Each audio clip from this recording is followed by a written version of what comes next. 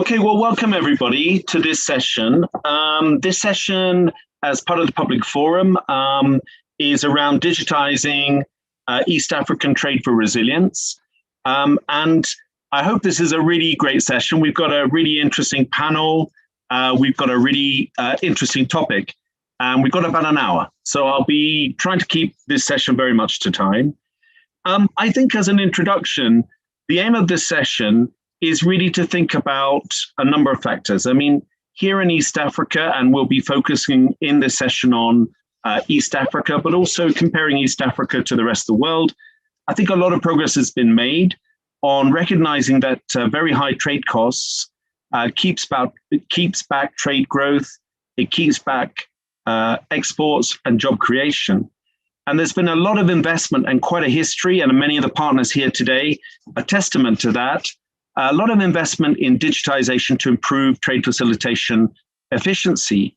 I think when the pandemic hit, it was also recognized that these systems are really important to reduce distance and ease the processes for export and import and for trade. And it's led to quite an interesting development of a number of systems in terms of digitization. And I think this has had positive results generally in terms of increased transparency and reductions of transaction costs. So this is the narrative that we're going to be looking at today. And we're going to try to understand how digitizing trade processes can really help to build resilience. We'll be looking at how these digital solutions can be scaled up across the continent. And we'll also be looking at some lessons learned from both a trade corridor perspective, but from a technical perspective. And then finally, we'll be thinking hard about how this plays into the post-COVID recovery era. Now, without further ado, let me just introduce our panel as well. Okay, and I'd like to, first of all, introduce Martin Bolen. Martin, welcome. Very good to have you here. Martin is the Trade Councillor for the EU delegation here in Nairobi in Kenya. So welcome, Martin. Good to see you. I'd like to also introduce Mr. Chris Diaz, who's the Group Director for BIDCO. Hello, Chris, great to have you on the line. Susan Wanjohi, who's the Deputy Commissioner for Customs and Border Control at the Kenya Revenue Authority. Okay, good to have you on the panel today, Susan. And Theo Clark MP, who is the chair of the all-party group on trading out of poverty. Welcome, Theo. And I think, sadly, because this is a hybrid session, I think you're the only one actually in Geneva, but welcome. Okay. All right, well, welcome, panelists. Now, just in terms of this subject, I thought it's probably a good idea to just illustrate the kind of range of digitization that's occurred in the region. And we've got a short video as well to show an example. The region's been very active in digitizing, for example, portals for specific trade functions. A good example of that is a project that's been done, for example, with the Food and Drug Authority information system in Tanzania, and at the regional level here in East Africa, which is looked to digitize the harmonization of standards. And it's really been quite a big benefit to both manufacturers, importers, and exporters. And it's tried to bring many of the different functions onto an electronic platform. So it really builds on a number of national initiatives. And this system, which is basically across East Africa, will really help to reduce problems with import and export of pharmaceuticals and medicines. Now, that's really important, obviously, for the pandemic, but a good example of digitizing at a national level, bringing it together at a regional level.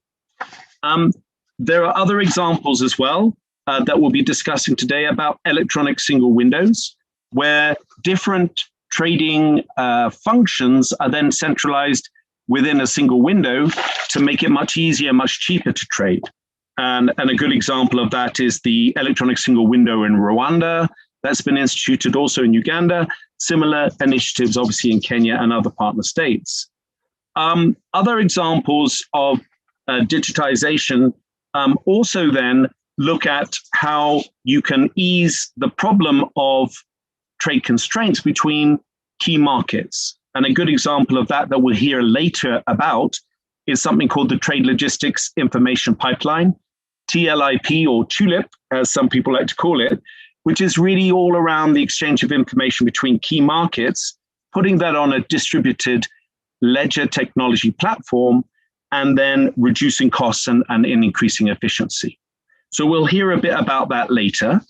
We'll also hear a bit later about actually exchanges, and we'll put on a video in a minute to show everybody who's attending the session an example of that, which is the Mombasa Tea Auction Integrated Tea Trade System, which is really an exchange, but it's automated.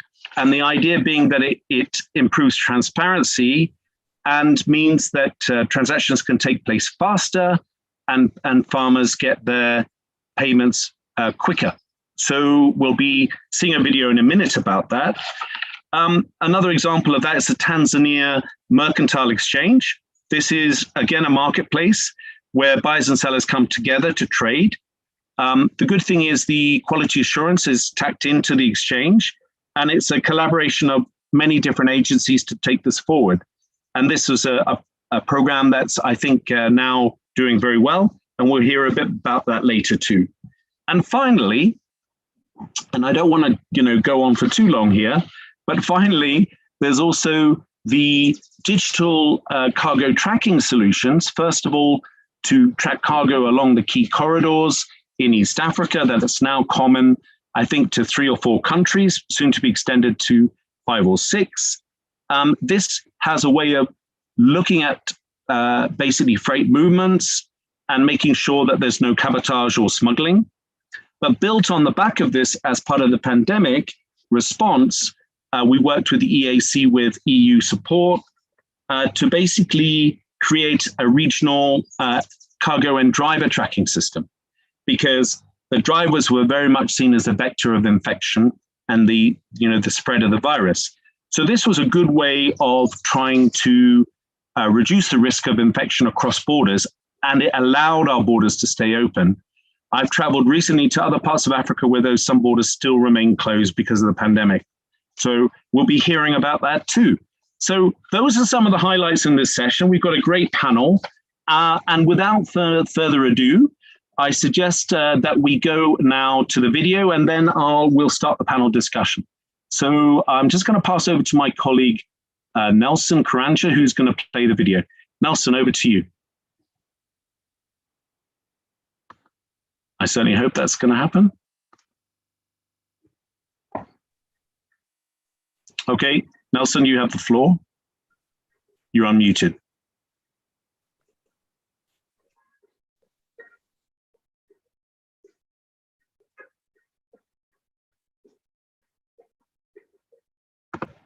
Okay, well, look, I think, Nelson, are you there? Yeah, could you allow me to share the screen? Please go ahead.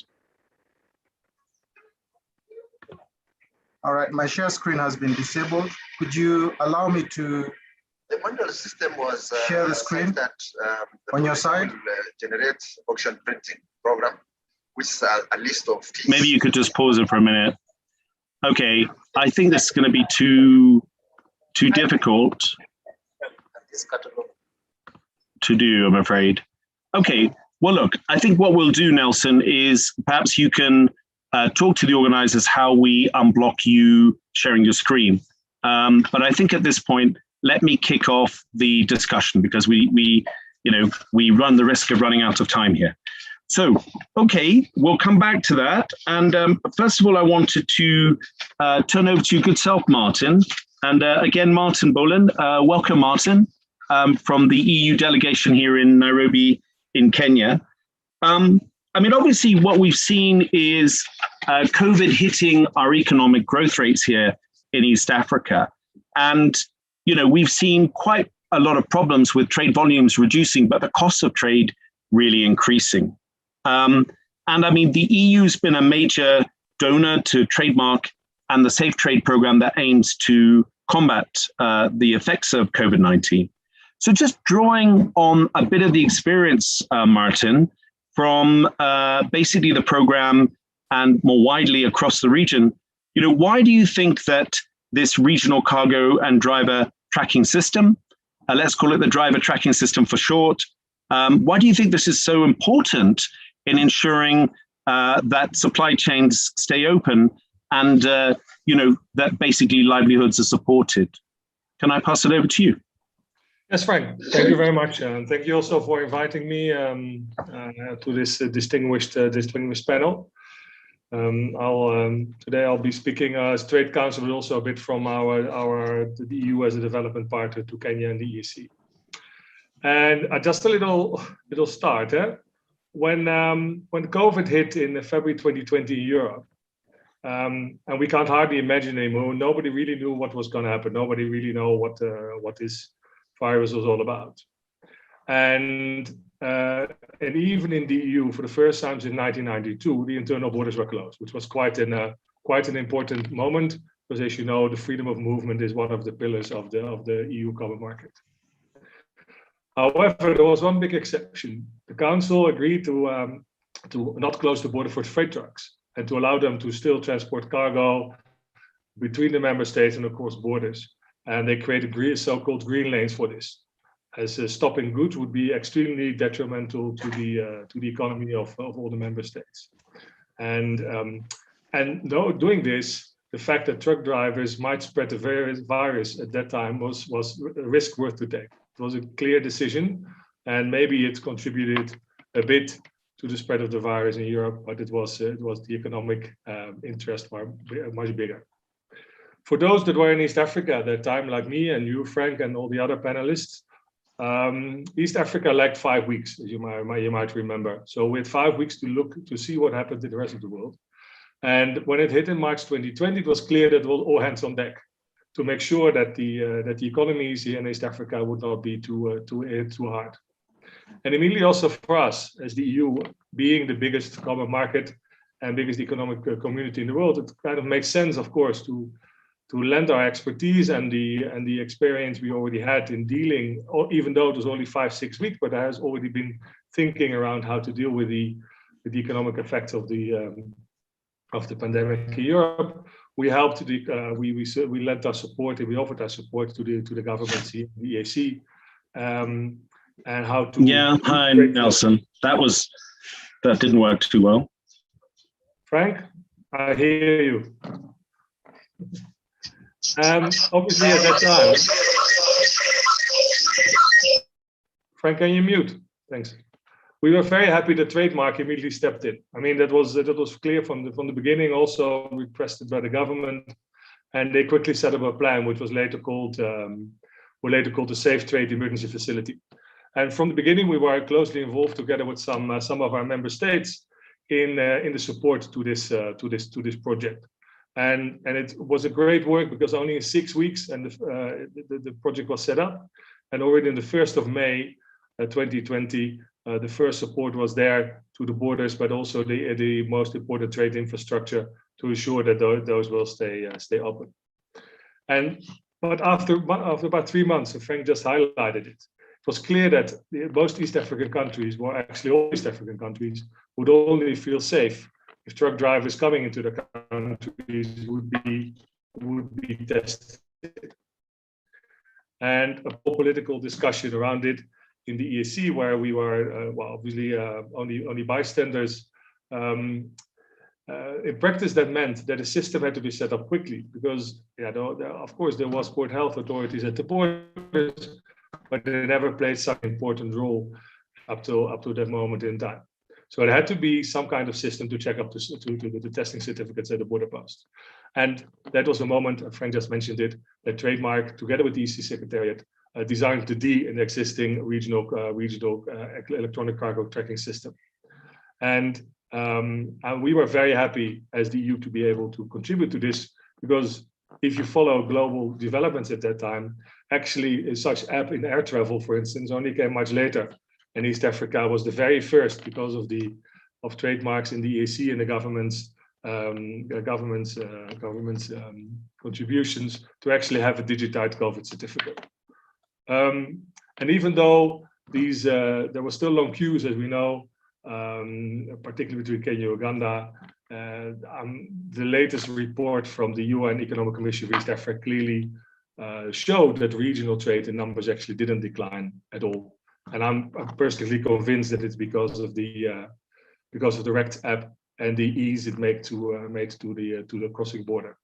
So anyway, in short, Frank, to conclude, this is for us a clear proof how in times of crisis, indeed a digital solution could help. And this is typically something, and I can elaborate maybe a little bit later on this, what fits in the EU policies of digitization. And of course, we know it was not perfect, and it was a 2.0, and there was further development, but it was a very good intervention to help the trade flow during the pandemic. Back to you. Yeah, thanks, Martin, and really great answer there. And I guess, you know, thinking about this, you know, as you said, it's not perfect, but it was a really good solution at the time, right? It's really helped to keep the borders open. And I mean, certainly, you know, I was in West Africa the other day. I saw a lot of those borders closed. You know, this is an important tool. But I think I'm quite interesting to ask you, you know, how do you think that donors can ensure that, you know, we can basically ensure equitable support or access to technology, connectivity, and digital tools to make things more resilient? How do you, drawing out from this one example, how do you think that we can then help the wider region of East Africa kind of become more resilient? And I guess, what do you see the next generation looking like? I know the EU has developed, you know, around the pandemic, its own systems for movement of people. Do you think there's good potential to do more in East Africa? Maybe over to you on that. Yeah, thanks, Frank. So indeed, well, what it showed, the RECT app, is that digitization, digital tools are very good to speed up processes. But obviously, digital information and digital tools are also very, very good, not only crisis situation, but in general to increase transparency and to increase the trustworthiness of systems and governmental processes. Be it at the port of container management, be it customs transit custom transit, or other trade and logistic procedures. And these trustworthiness and predictability of these processes in international trade will make East Africa more important as an investment destination, much more attractive. And unfortunately, we all know that the Ease of Doing Business Index of the World Bank has been discontinued. But if you would have seen the next one, I'm sure that a digital service delivery would have featured quite highly on this index and would have influenced it a lot. But of course, the next step after RECT, we all know that there will be an ESC pass to help, which is very comparable to the EU digital COVID certificate, that will help ease the travel within the ESC beyond the truck drivers. Because we should not never forget, we focus on the truck drivers, but we should not forget about particularly the smaller women traders who still have difficulties to cross the border. And all this, I mean, it's just an example, but it's just an example of one of the reasons why the European Commission, when it started its tenure a year ago, chose digitalization as one of its key pillars, not only for the EU, where it has tried to roll out a digital single market for its citizens. And we all know there's already common and a single market for goods, but there's still many barriers in the digital realm, in e-commerce, and for instance, access to online content. So we are trying in Europe to create a digital single market. And of course, that is a good aim for the future. But in general, this whole digital sphere will be the essence of global competition and the economies and trade and logistics in the future. And so that's why from the EU, we try to link in our trade policies. And I think we can use examples for that as well for East Africa, to technology and digital service as essential components of these global supply chains. And of course, there are worries. Key concerns are cybersecurity. For us, as you know, EU attaches a lot of interest to importance to data protection and the fairness and transparency of the online platforms. And East Africa, we think, has to stay connected in this global supply chains to be able to grow its economy.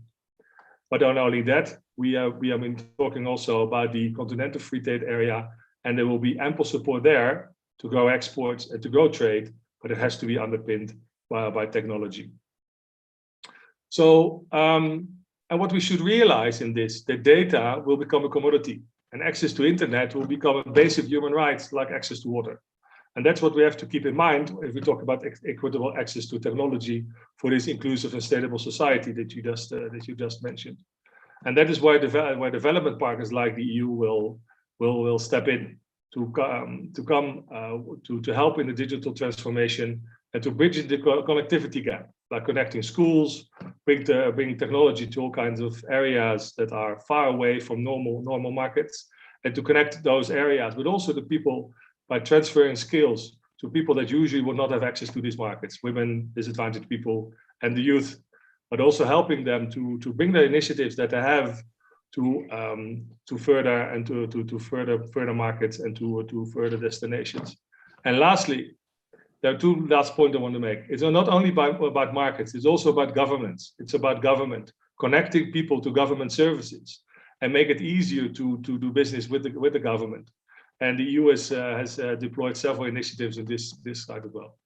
And then the last point, because I see you looking at me, so I'll finish.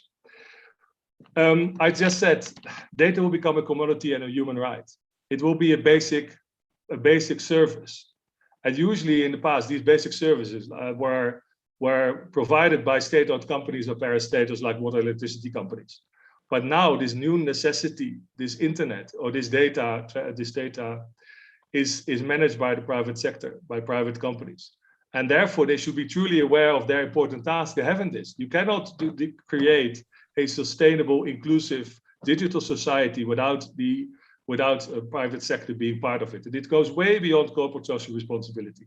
It's about affordability and safety of the internet. Of course, there has to be a regulatory framework, but the private sector has to take its responsibility as well. And of course, we as EU, as development partner, seeing these developments, will have finance available for private sector as well. The European Fund for Sustainable Development, or for instance, in the European Investment Plan for Africa. This was it, Frank. Okay, thanks, Martin. Okay, well, really appreciate that. Martin, the next generation of this is to move from the driver tracking. I mean, I thought that was all really good at a general level, what you were saying there. But the next stage for this is to move it into the EAC pass, right? Which will be like a medical passport, a digital one to move across East African borders. And I was interested that you said you feel that that's going to be really, really important for competitiveness, say, for example, in tourism. Do you want to just spend 30 seconds on that? Because I think the audience might be interested. You didn't sort of talk to that earlier. Okay, I'll take 50 if that's okay. Okay, so most of you will know the EU Digital COVID certificate, because the essence of crossing borders at this age is to prove that somehow you're vaccinated or tested, because that is the majority of countries will have that requirement to come in.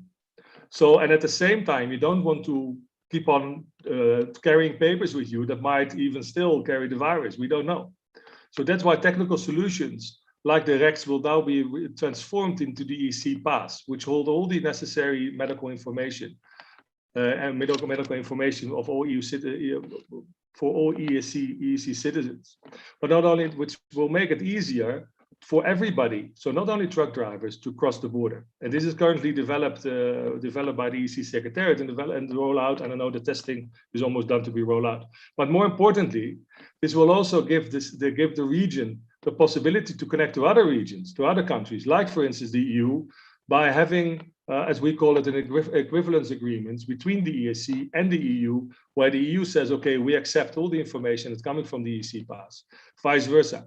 This will greatly help tourism, because obviously there is maybe no more extra testing, but there's definitely not an extra step involved in downloading another app or downloading some other information that is not trustworthy. So by connecting these different digital certificates will reopen the economy, not only within the EEC, but also between the EEC and in this case the EU. Yeah, and globally, actually, really. But okay, Martin, it's a really would be the next step. Yes. Yeah, exactly. But thank you very much, and I thought that was really interesting. Appreciate that. Now, I've been told that the video can now play. So Nelson, I have unmuted you. Would you like to just try to quickly put it on?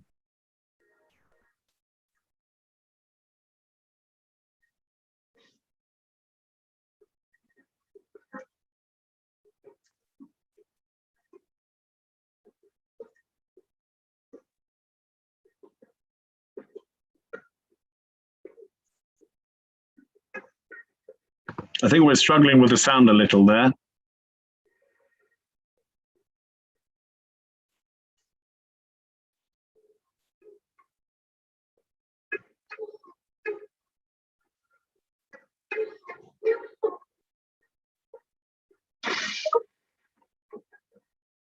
The manual system was such that the producer will generate auction printing program, which is a list of keys. You handwrite the catalog first, then you take the handwritten catalog for typing by the company secretary. And this catalog are physically, manually circulated to each and every buyer participating in the auction. So the cost of doing business that time was very high. And also the need for all these members to congregate in one place. So there was a lot of expenditure that was also going into that.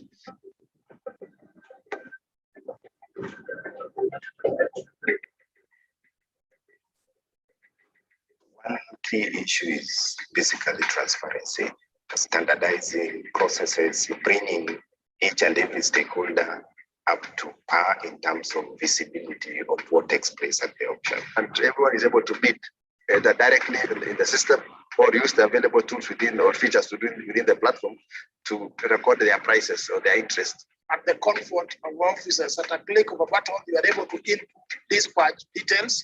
It has saved us much time. Currently, I can be buying teas and at the same time testing teas. Brought about more transparency, more accountability, and predictability. That accumulation of data and which can be used for analysis, for projections. So by saving paper, that means that we'll be reducing the rate at which trees are cut down for paper production. If we reduce the destruction of forest, we mitigate any form of climate change.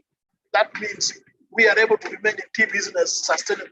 So automation is indeed the way to go. It has enhanced efficiency. Members are now proceeding to purchase teas from the comfort of their offices. They can track where their teas are, even up to the point of purchase. Literally every key player can be able to configure the kind of reports they require for ease of decision making. So it's a convenience. It's a win-win for all members.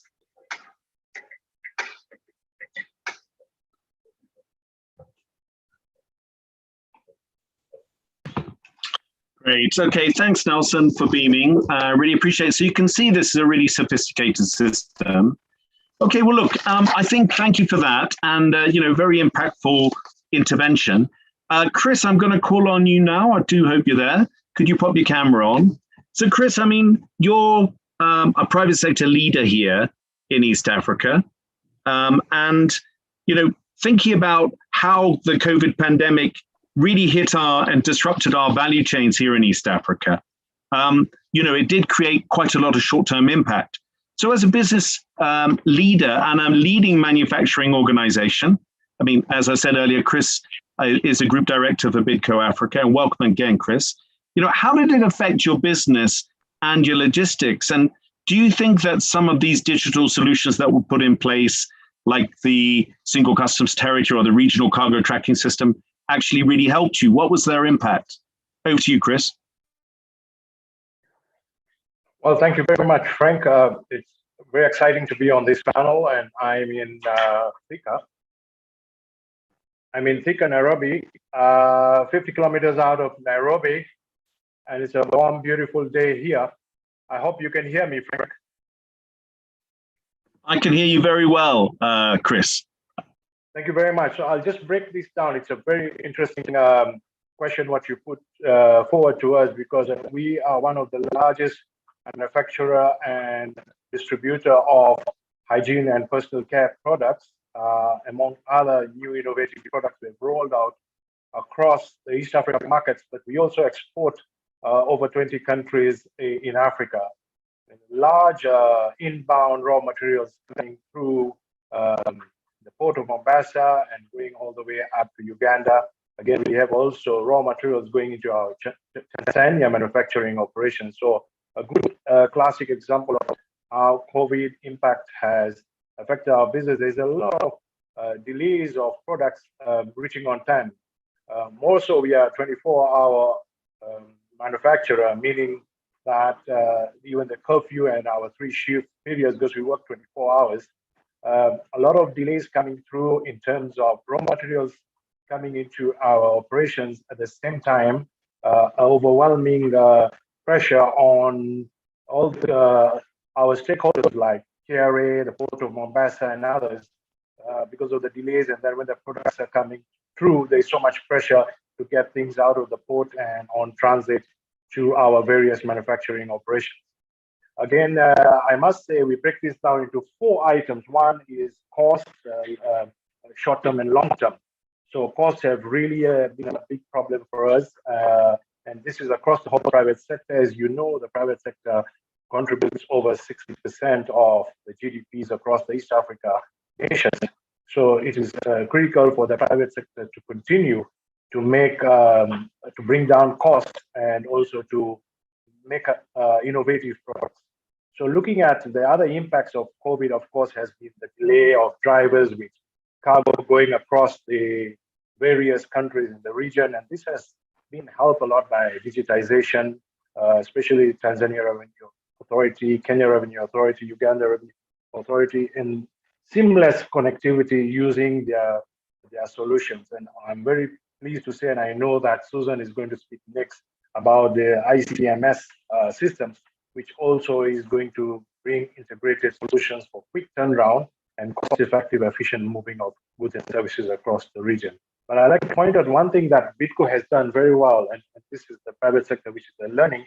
We have also partnered with over 50,000 farmers because of delays of getting wheat, maize, soya, sunflower, and other products from various other nations. We have done partnership with 50,000 farmers across the region, and they are able to grow and use digital solutions. One smart digital solution that we have used is partnering with Safaricom on DigiFarm, where we have to be able to provide more support, measure yields, and get the raw material from the farms to our manufacturing centers. And then we make sure we pay using M-Pesa, which is one of the world's best payment digital solutions. So a lot of these partner programs, working together with various players. I must say a big thank you also to the European Union, Trademark East Africa, in terms of setting up the original electronic cargo monitoring surveillance system, which has greatly made it safer and faster for the goods and also for the drivers to be vaccinated. There's been a lot of benefits through these apps that can measure and monitor the COVID vaccination, their certificates, and smooth movement of cargo. Again, a big thank you also to all our stakeholders, our partners. And we continue to see that Kenya continues, East Africa continues to be one of the best transformations with the governments, East Africa communities, our partners like Trademark East Africa, and various other nations across the world supporting the investment of ICT solutions to grow the speed and the efficiency of our ICT infrastructure, resulting in superb digital solutions. And don't forget, we continue to have over 100 million of smartphones and internet penetrations. So with that, I've covered most of the competitiveness. Over to you, Frank. Yeah, thanks, Chris. And it's really great hearing your private sector voice. For many of us based here in Nairobi, we know what a big company BIDCO is. It's one of our major manufacturers, and it's worth me stressing that. It's great to hear, Chris, that this has helped you. But I mean, obviously, a business as complex as yours, where you're manufacturing, you're processing, it really requires predictability, obviously in logistics and your supply chains, right, to ensure profitability and continuity. So, I mean, how do you, maybe drawing out a little, how do you assess the current digital landscape?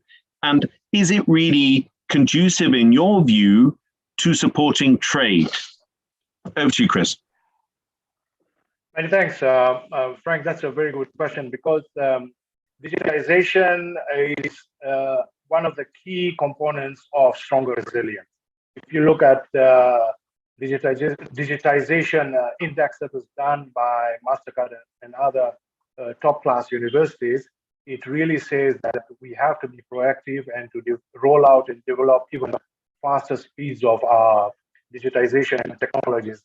And again, East Africa continues to be a market leader in technology. And I give again the same great example of our payment systems, our broadband capabilities, our internet penetration, our speeds, giving the stakeholders and partners, and even transparency of paying taxes to be more efficient. And this is why we feel the landscape.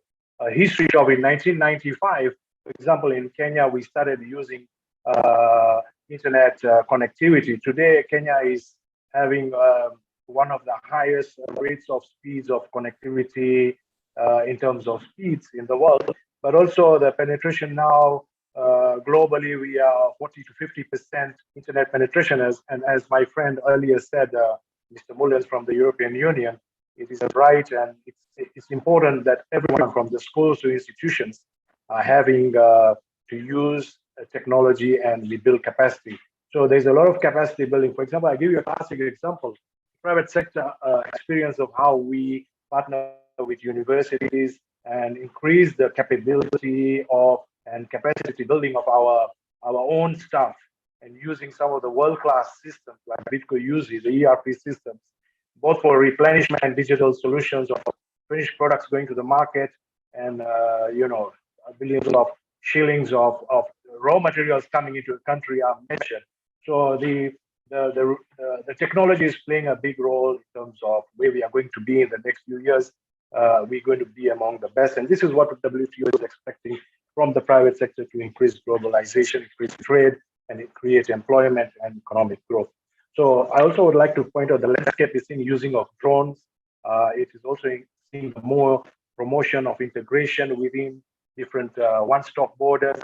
And again, I would also like to congratulate the TRA in what they have been training and developing the ICMS system in terms of efficiency, movement of goods. This is going to be a big one, which is going to be rolled out, and the training has been done very well.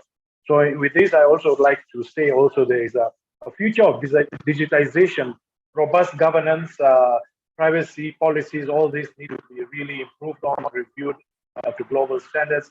Again, we need to also have a lot more support from the European, the American markets in terms of technology they are using, which we can learn from, and they also can learn from us. And both private sector and public partnerships. And I also again point out trademark European Union, WTO, and other stakeholders have done a tremendous support in capacity building programs. And we look forward to a digital world that will make trade and globalization very simple. And we as Bitco and other manufacturers continue to bring out innovative, world-class products that can reach faster to the consumer.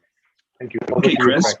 Yeah, thanks, Chris. And I mean, you've seen a lot of improvements in recent years. And, I want to really also recognize the key role played by the UK government in supporting our work as well. They haven't been mentioned, but we'll be hearing from Theo Clark later on. But, things have really changed a lot. I mean, I've been here in Kenya 15 years, and a lot of these systems just didn't exist 15 years ago, right, Chris? So just tell me, in a more historical perspective, and briefly, if you would, how have things really accelerated and advanced in recent years? Have you felt that as a business? Well, Frank, I mean, that is so much felt in the private sector, both with the government in terms of, for example, support from all the government across the nations for the African Continental Trade Agreement nations. The digitalization of government processes and transparency has greatly, we have felt a big improvement on that, number one. Number two, if you look at our digital solutions, so for example, we are in 22, 23 countries. We are able to communicate and send our products on time, track live, and make sure that all our products are on time, error-free, and transparently paying all the taxes through documentation integrated solutions. This is definitely being felt. This tremendous transformation between, I would say, internet coming in the 90s and now going into 20s. We have a general election next year. So we are seeing big improvement, big infrastructure investments. Our ICT systems are amazing. And I'm very positive, despite a difficult global pandemic affecting all of us, we feel we have created solutions for e-commerce. This is a big one, Frank. So we can reach all our markets and consumers in last mile delivery. We can drop all our products to your home, and you don't have to go out to do your shopping. And the e-commerce growing in the East Africa and the Africa region is the next big thing that's going to bring revenue and grow the trade. Thank you very much. Over to you, Frank. Yeah, thanks, Chris. Really great to hear your voice. I appreciate your wisdom there. Okay, well, look, we are doing reasonably well on time, but I think we've got one other video that we might well play in a wee while, but I want to go to our next speaker first. Susan Wanjohi. Good afternoon, Susan. I hope you're really well. And Susan, as I said earlier, is the Deputy Commissioner for Customs and Border Control, a long partner of Trademark, and really, I think we've achieved a lot together, Susan. But I know you're going to be talking a little bit about some of the nuts and bolts of how this technology works. And one really important component of that is what they call a I find this difficult to say, distributed ledger technology, DLT, which is basically often known as blockchain, although there are other versions like IOTA. And it's obviously really triggered massive opportunities, right, for data sharing in a secure way. And I think, it's helped many applications across business, government, and it's really helped to, push forward, much more efficiency in the trade realm. So, and we'll see if we have time to play that video a wee bit later, but just tell me, in your view, Susan, as one of the leaders really in the field in Kenya, at Kenya Revenue Authority, where do you think the continent stands in regard to the use of this distributed ledger technology, DLT? Over to you, Susan. Thank you very much, Frank. And indeed, the distributed ledger is gaining a lot of popularity and trust over the years in the African continent. And if I bring it closer home to Kenya, we've been working with Trademark to implement this. And we find that all players across the supply chain have benefits that are reaping from the implementation of TLIP.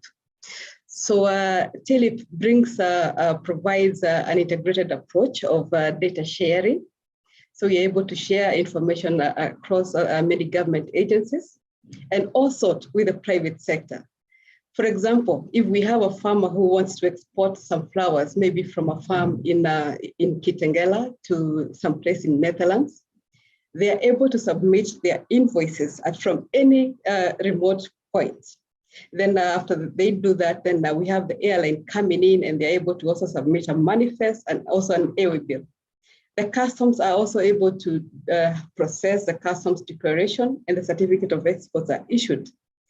All these documents, everybody who is a player in the chain has visibility of the consignment, and then this gives trust to the farmer that their flower is going to be delivered to destination in good time and in the appropriate way.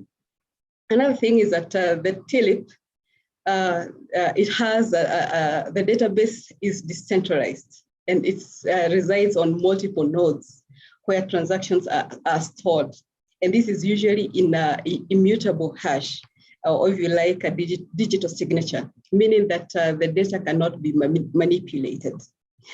This therefore creates a lot of trust with governments, and because we know we'll get access to accurate and complete information, and that will help us to be able to support the pre-arrival clearance. The net effect of the pre-arrival clearance is that we'll have a reduced cost of doing business. That's one. Then the business community will be able to plan better for when they're exporting or importing their cargo. And then we'll have increased volumes of cargo coming to country, and that will culminate into revenue growth for Kenya. And we find also another area is that we have increased controls because of the integrated data sharing, and we're able to oversight on trade consignment, and thereby we are able to identify in good time any illegal trade, and also anything that has to do with security threats or any other trade-related crime. So for this, Frank, we've been able to do quite a bit. We've been working, Kenya Revenue has been working with KEFIS, we've been working with ALPHA with Kenya Airways and other government agencies on a pilot basis from 2020. And we've been working specifically with Flora Orange, with Maasai flowers and sea and roses. And here, the product that we're looking at is a flower. And this was going to the Netherlands, and we've been able to do a successful pilot. So then our next steps here on this front is to enlarge the players, and that is include countries like Great Britain, Egypt, India, Pakistan, and China to also join this space so that we can improve the experience of our exporters and importers. Thank you, Frank.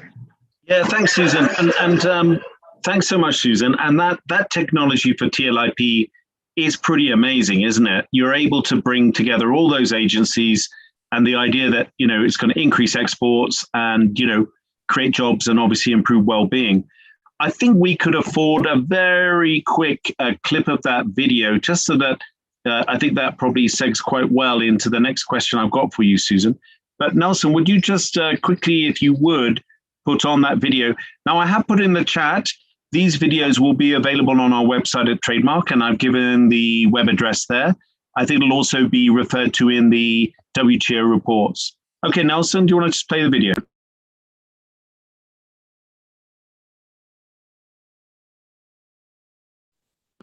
Nelson, we got no sound, I'm afraid.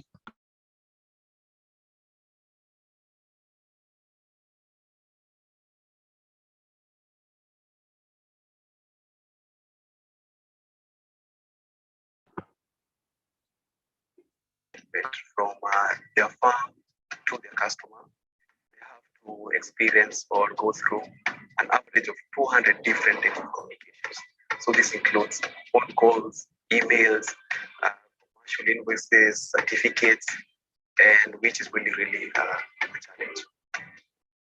The government agencies, more or less, as far as the export processes are concerned, work in silos, meaning there is no data sharing, there's no collaboration between the organizations. So this makes it a little bit hard for the exporter. This essentially becomes, at the end of the day, a very expensive activity. It also consumes a lot of time. We want to make it simple for businesses to actually trade better so that they focus on their core business. So if it's a flower farm, their core business is to grow flowers and sell the flowers, and therefore make the entire pipeline work for them to ensure that the flower or the fruit gets to the market in the shortest time possible. The initiative by TLIP to ensure that we simplify the business and reduce the paperwork in the supply chain is very important. Sending it to Kenya, to maybe the Netherlands. Right now, we have to share the documents manually. Most of the times, those documents get lost on the way, and then the cargo gets stuck there. A lot of frustrations with the agencies. In our industry as a carrier, every minute counts. 10 to 20 minutes is something significant if you compile it in something to do like a year. If the process is well implemented and we save on those bits of 30 minutes, in a year you'll see our cost of running business is very fair. The technology we use, blockchain technology, for me, it's about bringing trust to all these actors so they trust when they exchange the data. The cross-border trade cost has enormous effect on the cost of goods. The cost of goods has enormous effect of how many jobs and how much we can buy. For us, the biggest benefit is Eastern Africa or the African continent starts getting more integrated into global supply chains, which is a big thing for us to be able to trade fairly and competitively with other people across the world.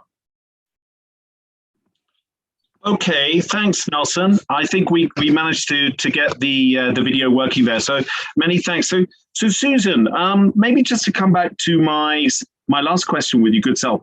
I mean, one of the projects I know we've been working on with you is all around the new integrated customs management system, and I think this is going to be launched quite soon here in Kenya, heavily supported by the UK government, may I add.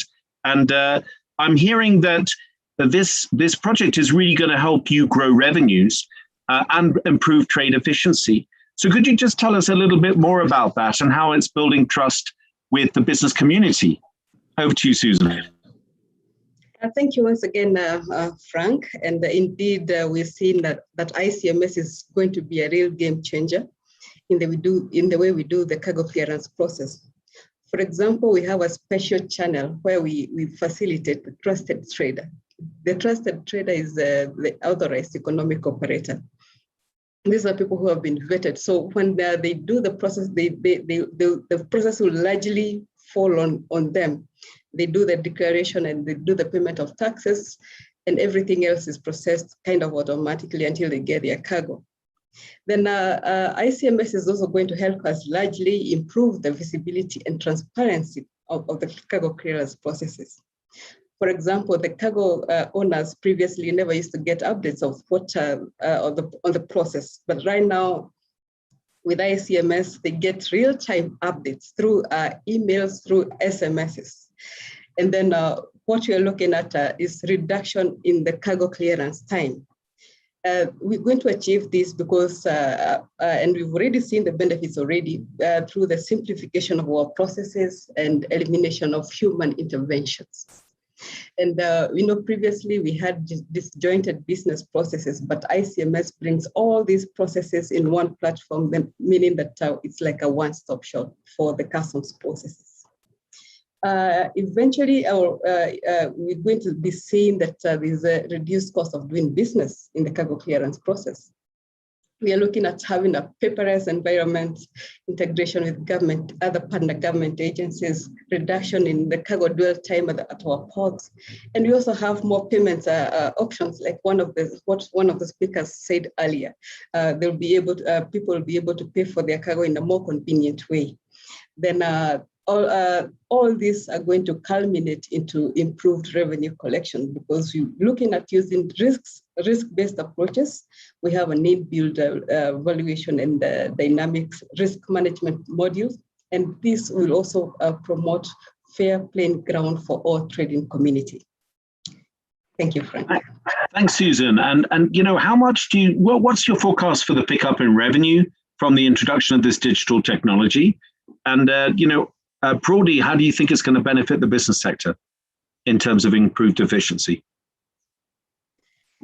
For improved efficiency is that we bring in the visibility, and okay. This is more of the trader self-compliance.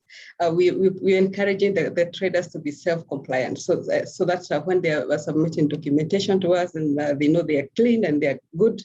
As we just do proper check, risk-based approaches, and we do the processing. So that will simplify the process. Okay, well, thanks, Susan. And we're looking forward to the launch of that new system. I think it's going to have a great impact.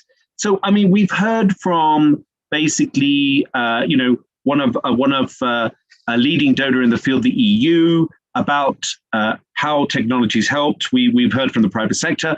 We've heard from the Revenue Authority, and that's government here in Kenya. I want to now turn over also to an important partner of Trademark, a key founding partner of the UK.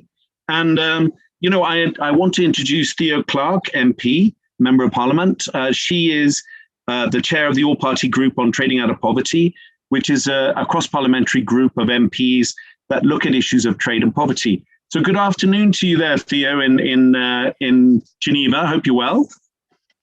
Good afternoon, Frank. Can you hear me? Yes, we can very well. So I think that's, the bilateral trade between the UK and Kenya and East Africa is very high. This digital technology plays a really big role in supporting trade. So how important, Theo, do you think the role of digitization is to really supporting trade development? Over to you. Well, thank you, Frank. And can I start off by saying what a privilege it is to be here in Geneva in person at this year's WTO Public Forum, and both as a UK parliamentarian and as the chair of the All-Party Parliamentary Group for Trade Out of Poverty. And I have to say, Frank, I couldn't think of a better topic to be discussing at the Public Forum than the importance of digitalisation for supporting trade in East Africa. And I think as we're looking for the region to bounce back from COVID, this will be particularly a priority for developing country strategies to both reduce red costs, reduce red tape, and open up new opportunities for e-commerce. And I think particularly for SMEs and for women-owned businesses. I just wanted to start off really with giving you an example. That in 2009, the very first fibre optic cables in Africa were introduced in Mombasa. And it was really envisaged that those cables would serve, if you like, as a sort of 21st century railway for East Africa's global connectivity. And I note that by 2020, nearly 500 million people in sub-Saharan Africa have now subscribed to mobile phone services, which is almost 50% of the population. And so myself in the British Parliament with my APPG, we've been really looking at what this boom in digital connectivity really means for trade development in East Africa. And if that's all right, I'll share some conclusions with you. I think the first was that digital technology can be harnessed to transform trade in East Africa, really in three key ways. And I think we can see this reflected in the work of Trademark East Africa and partners. I think the first example is digitization has drastically reduced red tape, particularly when traders are importing and exporting. To give you a specific example, you mentioned, Frank, earlier, these single window systems, and countries like Uganda, Kenya, Rwanda, and Burundi, they have all had that introduced by TMEA. And on a really practical level, what that means is that traders can file all the paperwork that they need to both import and export electronically through one online portal. So just to put that in context, in the past, you would typically have to file around 100 separate documents. So that's a really practical example of where going digital and paperless is really a huge step forward, making it much easier for businesses to trade. But I also think it will improve their legal compliance and therefore reduce the risk for fraud or corruption. And the second example is seen in the Northern Corridor in East Africa. And you mentioned in that previous video we were watching about TMEA's digital cargo tracking systems, and that's now being used by customs services across the region. And the reason why I think that's so important is really it's slashing the time and the cost for moving cargo. So things like fuel can now be moved securely from the port of Mombasa all the way to places like Kigali or Kampala. So the cargo is basically being tracked electronically en route, which removes the need for trucks to wait in Mombasa. And traditionally, they'd have to move in convoy with a military escort. So I think the impact of that one program has really been incredible. If you think that on average, it took around 20 days for one truck to get from Kampala to Mombasa.